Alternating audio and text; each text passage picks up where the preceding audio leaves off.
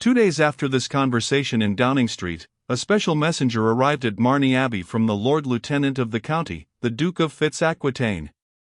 Immediately after reading the dispatch of which he was the bearer, there was a great bustle in the house. Lady Marney was sent for to her husband's library and there enjoined immediately to write various letters which were to prevent certain expected visitors from arriving. Captain Grouse was in and out the same library every 5 minutes, receiving orders and counter-orders, and finally mounting his horse was flying about the neighborhood with messages and commands.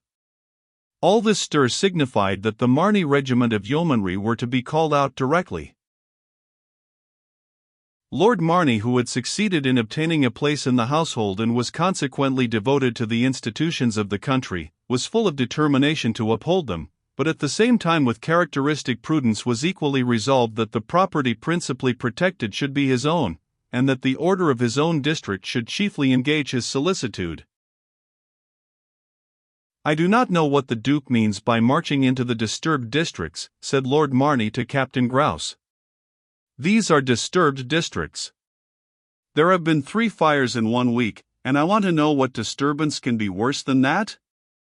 In my opinion this is a mere anti-corn law riot to frighten the government, and suppose they do stop the mills, what then? I wish they were all stopped, and then one might live like a gentleman again."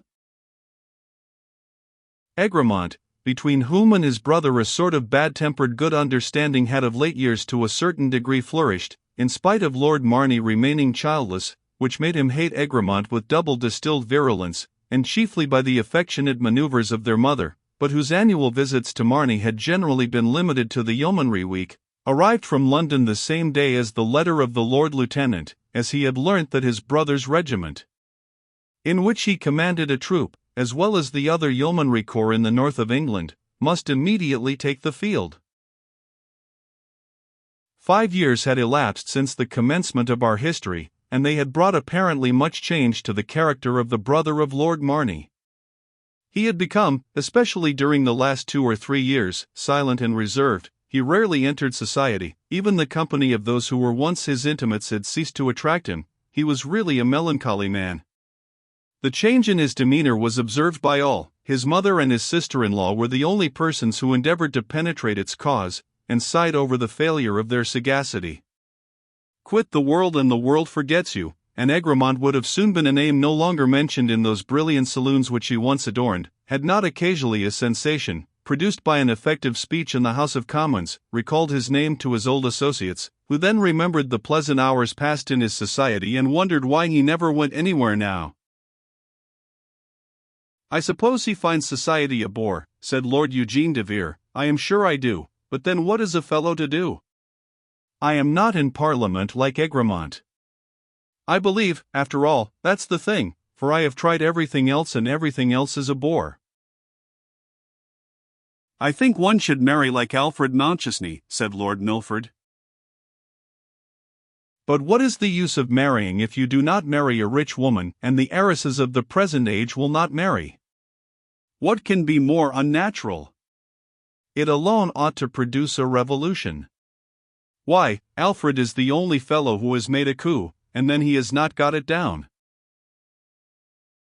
She behaved in a most unprincipled manner to me. That Fitzwaring," said Lord Milford, "always took my bouquets and once made me write some verses." "By Jove," said Lord Eugene, "I should like to see them.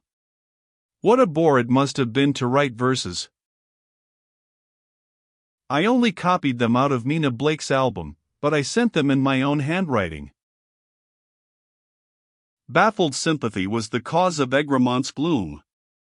It is the secret spring of most melancholy. He loved and loved in vain. The conviction that his passion, though hopeless, was not looked upon with disfavor, only made him the more wretched, for the disappointment is more acute in proportion as the chance is better.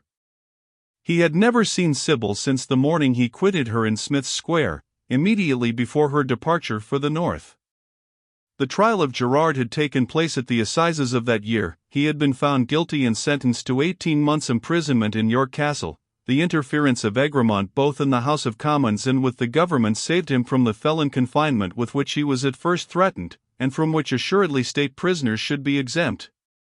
During this effort some correspondence had taken place between Egremont and Sybil, which he would willingly have encouraged and maintained, but it ceased nevertheless with its subject. Sybil, through the influential interference of Ursula Trafford, lived at the convent at York during the imprisonment of her father, and visited him daily. The anxiety to take the veil which had once characterized Sybil had certainly waned. Perhaps her experience of life had impressed her with the importance of fulfilling vital duties. Her father, though he had never opposed her wish, had never encouraged it, and he had now increased in interesting claims on her devotion. He had endured great trials, and had fallen on adverse fortunes.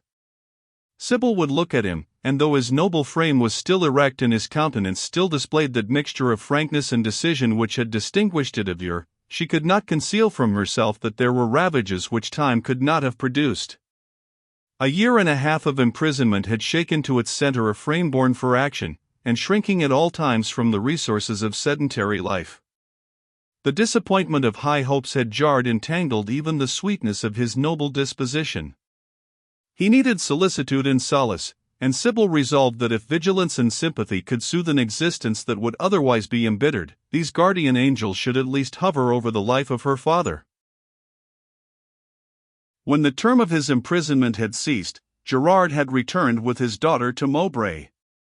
Had he deigned to accept the offers of his friends, he need not have been anxious as to his future. A public subscription for his service had been collected. Morley, who was well-to-do in the world, for the circulation of the Mowbray phalanx daily increased with the increasing sufferings of the people, offered his friend to share his house and purse. Hatton was munificent, there was no limit either to his offers or his proffered services. But all were declined. Gerard would live by labor. The post he had occupied at Mr. Trafford's was not vacant even if that gentleman had thought fit again to receive him, but his reputation as a first-rate artisan soon obtained him good employment, though on this occasion in the town of Mowbray, which for the sake of his daughter he regretted. He had no pleasant home now for Sybil, but he had the prospect of one, and until he obtained possession of it, Sybil sought a refuge, which had been offered to her from the first, with her kindest and dearest friend, so that at this period of our history, she was again an inmate of the convent at Mowbray, whither her father and Morley had attended her the eve of the day she had first visited the ruins of Marney Abbey.